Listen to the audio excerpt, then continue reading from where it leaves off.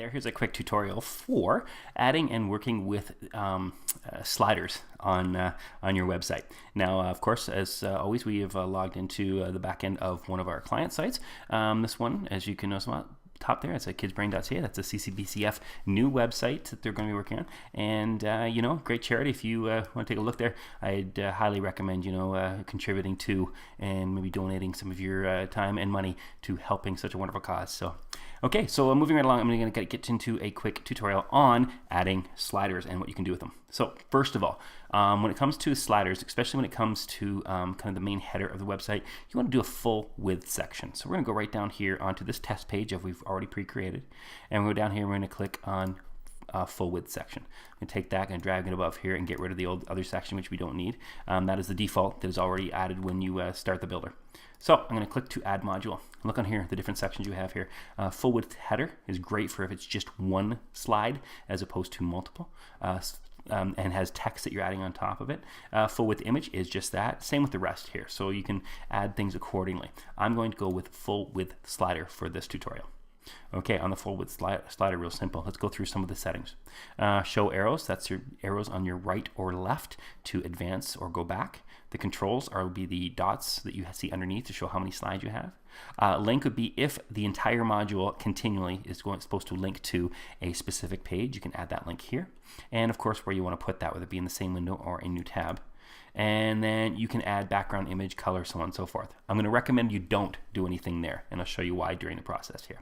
I'm going to jump design, go over to the advanced section. This is where you have your CSS information, whether it be custom CSS or just the ID and classes for adding specific CSS for the entire site and having a link to.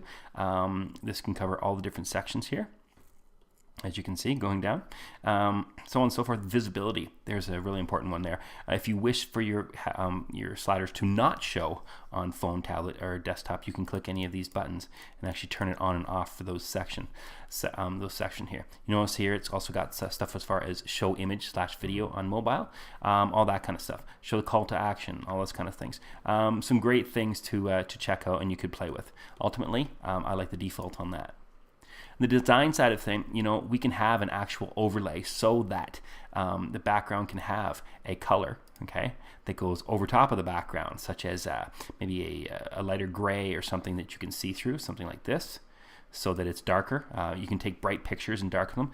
It's a great way of working with pictures that aren't quite set the way that you want them to be, but you want to alter them a bit without having to actually have a photo editor. Going further here, that use the text overlay. Now the text overlay gives you actually text, I guess, an overlay behind the text box only, so that the text can stand out apart from the background if you like. Again, not one that we're going to turn on in this case, but that's where the availability thing comes in, where you can play with it. Here's your arrows and the navigation thing that we mentioned from the first section, the content. You can specify the color if you want. Rounded corners, you can round the corners here, and you can see how this actually shows up here, you know, as you change the settings. If you click the I guess the link chain link thing here in the middle, that actually will take it differently for each corner, and you can change the way the things are all set there. I'm actually going to go and reset that to 0. Image border styles, you can add borders, whether it be entirely around, top only, right side, bottom, or left. And when you do that, you can add and mess with the width. You can get a bit of a visual representation there. You can change the color of the borders. Again, I'm not going to use that, but it gives you an idea what you can do back here. Box shadowing, put shadowing behind it. Align the text. Here it comes as default center. I like that for most headers. Text can have shadows and stuff on it. And this is how you basically set up everything for the default on the full slider. Now here's the best part. You can do that individually for each slide as well. Here I'm just going to do 2 slides with different text just so we can kind of get an idea how it works. So I'm adding slide. I'm going to say test slide button. Click me. We'll do that. I'm just going to add, you know, fake text here. We're going to put that in there. Now here's the neat thing here. As we scroll through, you're going to see here it's got image, video. Those are for small videos or small images within the box of the slider. Let's scroll down just a little bit. Okay, here we've got the link to the URL. I'm going to literally put in my website. Actually, we'll do a different one just for fun. Target, we're going to have that open in a new tab. We advise that whenever you're working with your website, if you have any link that goes outside of your site or it's an external link, that you do that in a new tab. Therefore, when people go to it and they say that's great and they shut that window, your site is still there. Scrolling down, we're going to leave that just as the button, not the full module. Now here is where we play with the image that we want in the background. All right, so I'm going to get, first of all, I'm going to get rid of this coloring, make that entirely 100% see-through. Add our image there. Click on, and we're going to scroll through. Now, something to realize as you're adding or checking out some of the images here. Got some great images, but I'd like to just point out some of the sizes here. If you look here, this one's like 4 megabytes. This one here, 2 megabytes. This one's another 4. These images are huge. To be honest with you, they're way too large to be used on a website. It slows down the page load, and it's not something that's advantageous to people wanting to stay on your website. Ideally, any picture or photo that you use within your website should be under 1 megabyte in size. As we look on, let's see, this one here. Actually, scroll up a little bit and see what I've got. This one here, it's 454 kilobytes. Great, you know, that's the size we can use.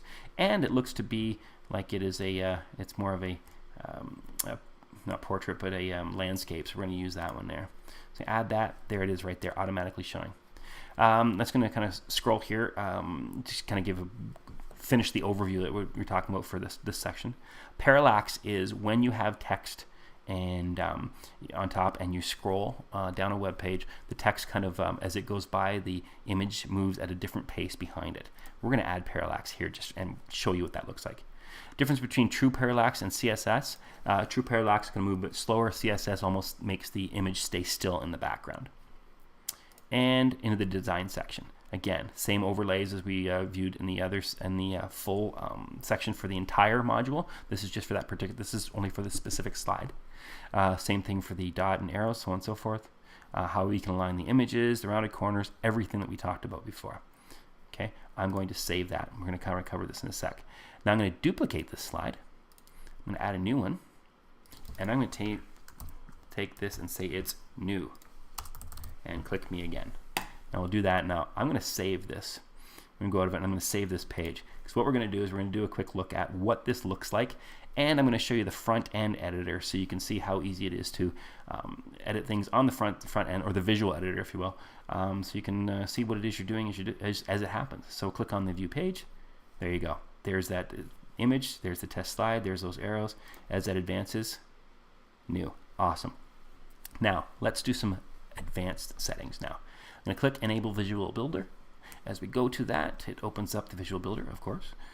All right, now immediately we can click the gear on any of these sections. The gray one here is for the same builder, just like we just looked at. But I want to change some things. I want to change how this, let's shrink this down a little bit so we can see what it looks like. I want to change how this test slide text looks. It's kind of hard to see. It's white on light colors, so we're going to go here. And look, as you scroll down here, we go to title text. That's the H2. We're going to say, I want it to be bold, ultra bold. Boom. Look at that. That ends up standing out much better there. We're going to take that and make that bigger. And we're going to step further. Let's add a shadow behind it and change the color of the shadow to a darker color. Look at that. Very simple. Done. Button. We have some issues with the button where you can't quite see. Well, let's go here. We can actually customize this button. We can change this so we want it to have, say, we'll go purple text. We're going to see the background, however, though, we're going to make it white, just for the sake of seeing. And look at this. Now it stands out differently. Something you can see a lot more. We could fade that a little bit if we wanted to. Go wherever you like. Border width, we can change that, make it a little bit thicker. Radius, let's make it a rounded button. Say we don't like that icon, that arrow. Want to change that a little bit. Let's make it into this kind of arrow. Boom, there you go. Nice way of going through it and making it so that you can actually edit and work with all of the different elements that are within your slider. So one last thing I'm going to look at here. So first of all, I'm going to save that. It's going to bring us back to this. I'm going to go into the new one here. Shows that one so we can play with it. I love that. Title text, same thing. I'm going to make that ultra bold, but I'm going to also make it all caps. One thing we recommend is when you're doing any of your entry, as opposed to the way it is in kind of the base WordPress interface, is you don't go all capitals as you're typing. For instance, this one, I knew I wanted to go, NEW all capitals, but in the future, you know, it'd be nice if I could just kind of change that, say, and I did not have to go and type and change, especially if it's or change all the text again, especially if it's a longer title. Watch this. We just go here, click caps, boom, there you go. It's there, it's done. We can now alter that very simply later on. And if we wanted to actually change the font, we can go in and do that as well. Change that to a whole bunch of different things. Now, we don't don't recommend doing that or advise you to do that all the time. However, it is something that can be played around with for effect. It is something that maybe is something to look at moving forward in some of the things you do. Now, what you could also do is say, you know, I like the way the test slide look. I don't like the way the new one looks. We can duplicate that slide again, slide that down here, and I'm going to change the text to new. Okay, boom, set that. Don't mind that. A little bit of a freak out on the coding thing here. I'm actually going to go here, click the button, and hit save. I think it's kind of funny actually. Exit the builder and watch what happens. As we exit, bang, we're all set again. Now, one thing we didn't set while we were in there, which I will go back in and set, and there's the new, and we're here, new, exactly what we did there. I'm going to enable that visual builder again, and what I want to do is actually show you a bit on the transitions. Right now, this is not set up to automatically transition, but it's something we can do. Why? Don't necessarily always want it so that the banners will slide on their own. So I'm going to go down here.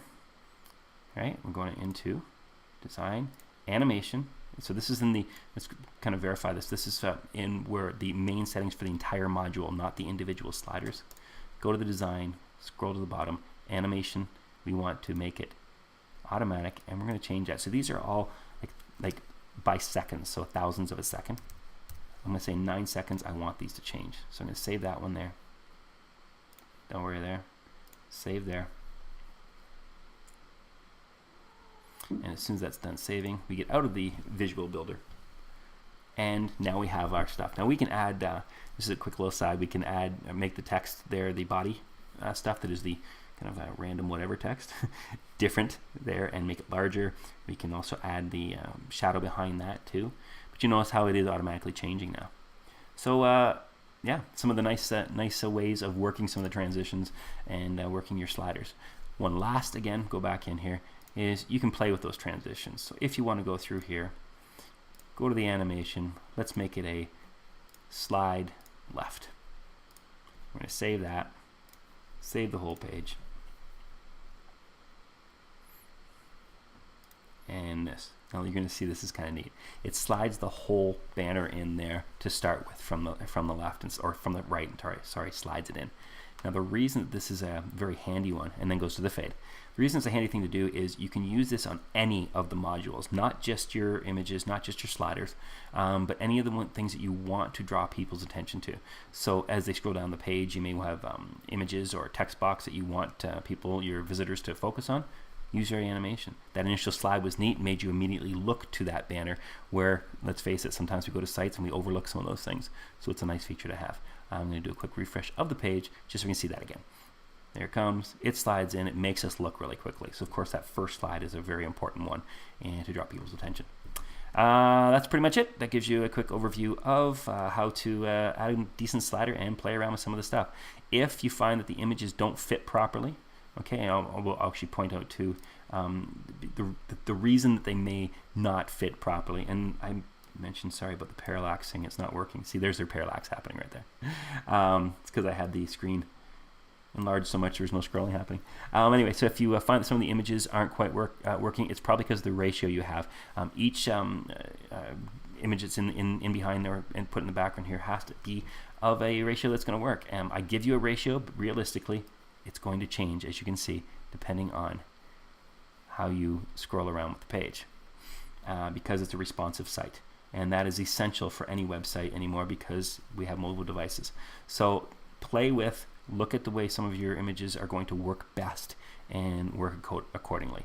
If seeing all of everything in behind as far as that image is concerned is super important to you, then consider the fact that maybe, you know, adding that or having this image in here isn't the right image to have.